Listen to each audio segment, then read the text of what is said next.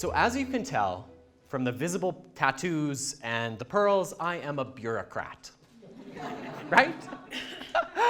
So part of why I'm here today is to talk to you about creating systemic change, about trying to make big impacts on our communities. And I think that there's an ingredient that is at the heart of every one of us that's actually really simple, that could be the ultimate strategic planning tool. You're probably thinking in your head like it's owned by Microsoft or owned by Google. Instead, it's in our hearts, and it's play. Play for me is about fundamentally being alive. When I say that word, like close your eyes for a moment, think about your best play memory ever. I'm going to take a guess, but you're probably outside. You're probably not around any adults. You're probably doing something that might just be dangerous. From the laughing, I can tell there was fire involved. Playing, you can open your eyes now, is about being in the world. It's about looking at the context around you, making up rules, having hunches, taking guesses, and making decisions. It's how we learn to live. And it doesn't matter if you are slime mold or a bureaucrat. No laughing? No. Everything plays, because everything in our world around us has the potential to learn. Now, you might be wondering, how does somebody decide that that is going to be the thrust of their career, that play is going to be all of it? Well, I'm trained as an architect. I have a lot of kind of letters behind my name that can open a door if I need to, which is a lot of privilege that I'm very lucky to have. But most of the insights that I've generated about the world around me and most of the permission that I've been able to crack open has happened when I let go of all of that. So I left grad school at the end of my tenure there, studying architecture, thinking you're supposed to put together buildings, and I joined a ragtag team of people at TELUS Spark. And we decided to try to build something that would grow better human beings.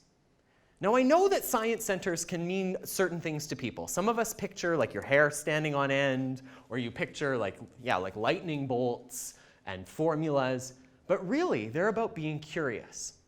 And when we built that science center, we tried to design every exhibit from the ground up by talking to people and letting them play around us. And from that play, let the exhibit ideas emerge. And so we went and we designed the science center, and I thought I knew how to do that sort of thing. And one day, I had an experience that challenged every assumption I had about what I knew as an exhibit developer. I got handed, instead of a blank slate, which I had become very privileged and expected, here's a blank slate. Go talk to the public. Figure out what's happening. Someone told me to install an exhibit called a sneezer. Right? That sounds gross. It's a little door with a picture of a face on it, and that face opens, and when it opens, it sneezes on you. Again, sounds gross. Right? So our leader said, we need to install a sneezer. It's a great exhibit. And I thought to myself, a sneezer? That is the worst idea. But you know what? I'm going to prototype it. I'm going to test it with the public. And I'm going to prove to you that that is the worst idea in the whole world. Right? They're going to hate this because there is no consent in that exhibit. It's gross. I don't want to clean that. And so I said, well, you know what? I'm going to test it. I'm going to break it. And I'm going to test it in the most immediate way possible. So I took, and our team, we took a refrigerator box. And since I'm travel-sized, it was very easy. And a picture of my face, and put that on the outside of the box. And I stood inside of it on an adult-only night at the Science Center when we had 2,000 partially drunk adults wandering around the Science Center. I thought they'd be a good test audience. And I stood inside that box with my little spray gun, waiting for somebody to open the door. I had also put a very clear sign on the top because I thought consent mattered, and it said, "Get sneezed on." I thought no one is going to do this. And I waited in that box and started to hear footsteps. I couldn't tell what was happening. And finally, after about 10 minutes, someone read the sign out loud, and they walked forward. I braced myself. My hand was on the trigger. I was ready. They opened the door. I squeezed. I clenched my abs so that I would get punched and be ready. And instead, they laughed. And then they called their other friend over. And then for the next 2.5 hours, I couldn't leave that box. Spraying, I was running out of water, trying to make this real. And over the course of that 2.5 hours, I heard stories about how gross toddlers are, about what it was like to live through H1N1, about life and death and love and mess and goop. And by playing with the public, by listening to the conversations that come from that openness, we heard so many amazing stories.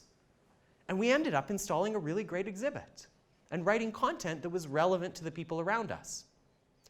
But we also changed the way we think as a team by letting play be both the product and the process. I left TELUS Spark and joined the city of Calgary. Put on my blazer. I put a blazer on it, and pearls and other things. And part of my job there was to be at the core of a team that was going to open government up to new ideas. Not easy. Not possible sometimes. Because it has processes in it. Big bureaucracies have processes in them that I think we might best describe as dead.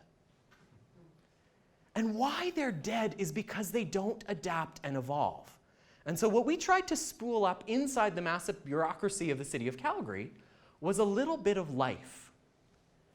And we started to take staff on experiential training. Originally, we had plans to take ideas to action and to cut red tape and to do all of these processes that would solve the world's problems and solve the city's problems. But we just found that even if we discovered the most amazing idea, someone pitched us something great, it would never land. No one was ready to catch it because they were acting like they were dead. And so instead of asking them to start up a new process, we asked them to spit in a cup. I know I love giving little leading stories like this. That's the first step that happens, and I want you to picture this. Civic Innovation Lab, main floor of City Hall. You get an invitation as a staff person to come to that event. You walk up to the lab. The doors are locked, and there are 20 other people in line. It cracks open 3 minutes late. You're already kind of watching your watch. And there's a gentleman in a lab coat. And that gentleman in the lab coat looks you in the eye, holds out a little cup, and says, "Spit, please." Required for entry. You pause. You think, no. He waits. You think, no. He waits. The people behind you are saying, just do it, just do it. This must be part of the process. Like, HR must have approved this. You spit in the cup, he scans it with his phone, you get sent in, someone puts a lab coat on you, you get handed food to eat, you're told they're your rations, the lights are down, there's Rick Astley playing on a loop. Someone mentions, oh yeah, we got Rickrolled 20 years ago, we haven't been able to bring the IT systems back up. And you enter into a scenario from the future. And that's the first step of a strategic foresight workshop. That workshop is about helping bureaucrats not just imagine one plausible future, but a whole range of them, and to walk them back and imagine how those could look together. I took what I learned at the Civic Innovation Lab and said, we can do more. We can ground ourselves in place. And I was lucky enough to be invited to a spot just north of here called Vivo. It's in the heart of north central Calgary, which looks like the rest of Canada will look in 15 years.